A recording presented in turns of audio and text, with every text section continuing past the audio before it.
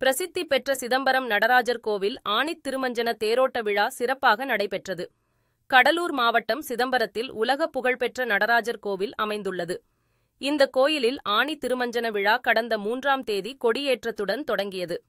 இந்த நிலையில் விழாவின் முக்கிய நிகழ்வான திருத்தேரோட்டம் இன்று கோலாகலமாக தொடங்கி நடைபெற்றது. 100 டன் எடை, 74 அடி உயரம் கொண்ட பிரம்மாண்ட தேரில் எழுந்தருளி பக்தர்களுக்கு நடராஜ பெருமான் காட்சியளித்தார். 4 மாட வீதிகளிலும் சுவாமிகள் வீதி உலா நடைபெற்றது. சபையில் வீற்றுள்ள நடராஜ மூர்த்தி, சிவகாமசுந்தரி அம்பாள் மற்றும் உற்சவ மூர்த்திகளான விநாயகர், சுப்பிரமணியர், சண்டிகேஸ்வரர் சுவாமிகள் தனித்தனி தேர்களில் எழுந்தருளி பக்தர்களுக்கு காட்சியளித்தனர்.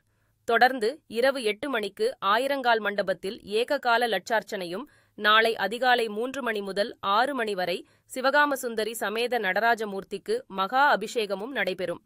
பின்னர் காலை 10 மணிக்கு சிற்சபையில் ரகசிய பூஜையும், பஞ்சமூர்த்தி வீதியுலா வந்த பிறகு பிற்பகல் 3 மணிக்கு மேல் ஆணித் திருமஞ்சன தரிசனமும், ஞானகாச சிற்சபை பிரவேசமும் நடைபெறும்.